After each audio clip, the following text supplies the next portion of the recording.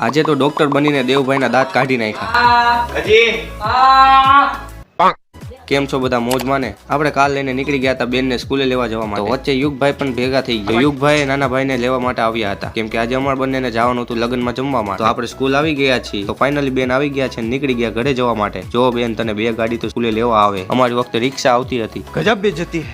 યુગભાઈ કે મોટા ભાઈ પેલા હોય તો આપણે લઈ લીધી ગાડી પેલા। પછી આપણે આવી ગયા ઘરે અને તૈયાર થઈને નીકળી ગયા જમવા જવા માટે। આજે તો યુગભાઈ ફૂલ ફોર્મમાં છે કેમ કે એમને આજે લીધો ફોલ્ડ ફોન, એટલે આજે તો એ ફોન ખીચામાં જશે જ નહીં। बहुत पैसे अपने पास।